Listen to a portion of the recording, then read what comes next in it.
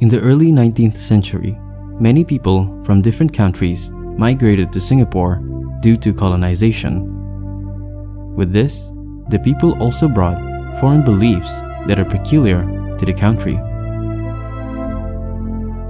They believe that spirits inhabit the jungles, that the gods and the devils have the power to bring fortune and mischief. By the 80s, because of modernization, the adoption of ancient beliefs is becoming more unlikely as people rely on rationalism more than ever. Due to the strict laws and its tough enforcement, crime rates were also low, which gave the people a sense of security. By this time, most people in Singapore live in a compact and in a highly dense area, a typical style of living in the town of Toa Payoh.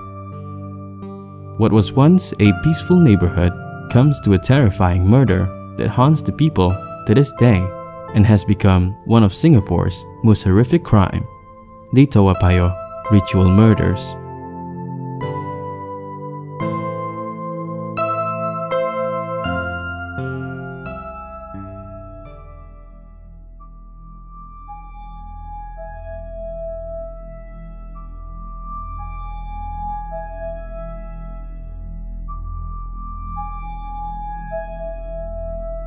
We read, listen, recount stories that fascinate us. It's the stories that we can relate to the most are the ones that become a part of who we are. It excites us knowing that living in the ordinary can also be extraordinary. From the tales and legends that are forgotten and the stories that keep us up at night, I bring you Stories from the Dark, and I'm your host, the Eniqma.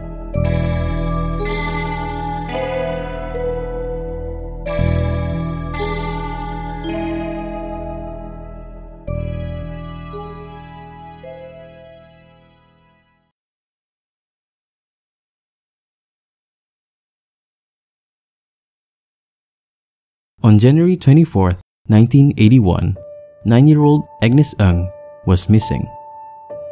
She was last seen by her sister, Pauline, at the Church of Risen Christ in Toa Payoh at about 4 p.m. Then, on the night of January 25, 1981, a 25-year-old carpenter came home from watching a movie and found a traveling bag which was left near a lift. When opened, it revealed the dead body of Agnes Ng in a fetal position. Mr. Manon, a retired officer who was in charge of the investigation, said, "They found the bag, opened the zipper, and out popped her head." According to the forensics, Agnes was smothered to death. Injuries were found to her genitals, and semen was also found in her rectum. Following the discovery of Agnes's body, the police launched a large-scale investigation in which they interviewed 250 people around the crime scene. Unfortunately, they didn't obtain any leads. A week after the horrific discovery, a disturbing call was received by Agnes's mother. She was being threatened that the rest of her daughters will be the next victim and that their bodies will be chopped up.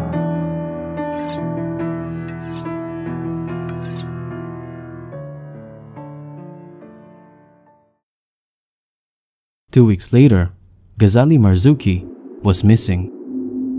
He was last seen playing with his two cousins at a playground in Clementi. Ghazali was approached by an unknown woman asking for help. He agreed, and they both proceeded to board a taxi. The next day, Ghazali's dead body was found under a tree, naked. Forensic pathologists found that the cause of death is drowning. Suffocation mark can also be seen, which is similar to Agnes's. Ghazali's body also had burns in the back and a puncture on his arm. Sedative was later found in his blood samples. The discovery of Ghazali's body intrigued the investigators as it is located around Block 10 and Block 11, near to where Agnes's body was found.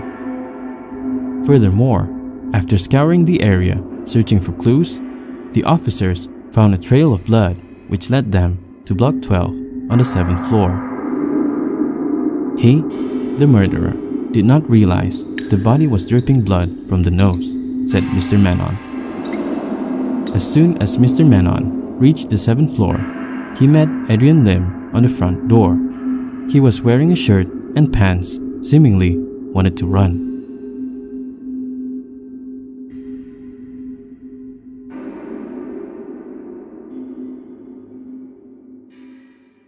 Born on the 6th of January 1942, Adrian Lim was the eldest son of a low-income family.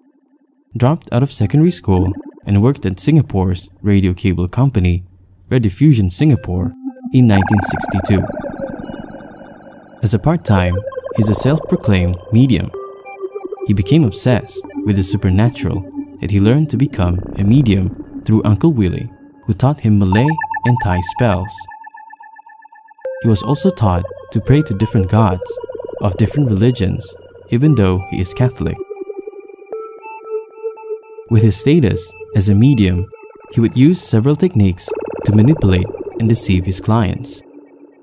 One technique he often uses is the needle and egg technique. This is where he would blacken a needle from burning candle wax and insert it in an egg and closes the hole by using powder. With this, whenever a client wants to see proof of an evil entity attaching to them, they would crack the tempered egg and would see a black fluid. This is the part where he claims that he has the power to heal, especially cleansing women from evil spirits. After receiving this knowledge, Adrian would tell his clients that the only way to be cured is to sleep with him.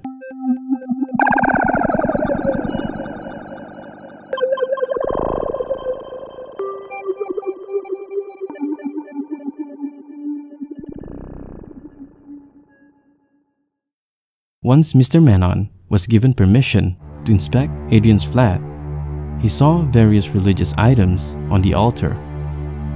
The house was very eerie, said Mr. Menon. It was lit with amber light, and right in front when you go in is the altar. There were crucifixes and Hindu and Chinese idols, some of which were smeared with blood. Suspicions were aroused when a drop of blood was spotted on the kitchen floor. When asked, Adrian said it was for the Chinese New Year, where he was slaughtering chickens in the kitchen. After testing on the lab, it was proven to be human blood. Furthermore, the police found vials of blood in the fridge. The most compelling evidence during the inspection was a paper where Agnes's and Ghazali's name was written. We knew then that was the man, said Mr. Menon. This is because Ghazali's body was only found that morning, and so far, the media only broadcasted Agnes's case. Adrian and his two holy wives, Tan and Ho, were immediately arrested. They later confessed that the murders were done as an act of revenge towards the police. It's an act of revenge for the rape accusation towards Lim, which he vehemently denied. During the trial, they detailed how they murdered Agnes and Ghazali. Agnes was kidnapped by Ho at the church, where she was injected with a sedative and was suffocated. This led to her being sexually assaulted by Lim. As for Ghazali, he was brought to Lim's flat, where he was choked and then drowned. The murderers even drank her blood and smeared it on a portrait of goddess Kali. Lim convinced his holy wives that by sacrificing the two young children, many of their problems would be elevated. Most importantly, the rape charge that was filed against Lim. They believed him, which made them comply with Lim's orders. The case shocked and horrified Singapore that crowds gathered outside the courts to catch a glimpse of the murderers and get a first-hand experience of the trial.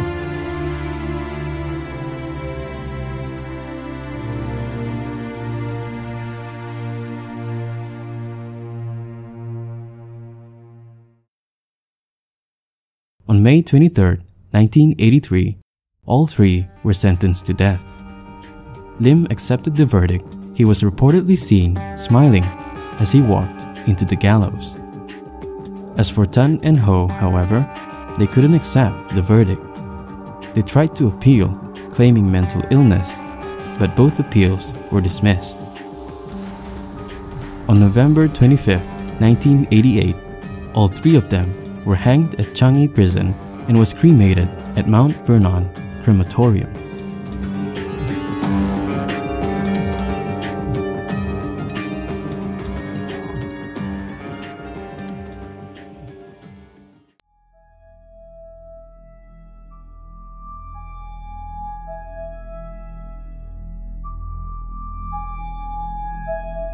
If you like this video, make sure to hit like and share it with your friends. Hit subscribe and turn on the notification bell. I try my best to post new videos every weekend. Do let me know what topics you would like me to cover in the comment section below. If you have any horror stories you would like to share with me, email us at theenigma@gmail.com. Thank you for watching.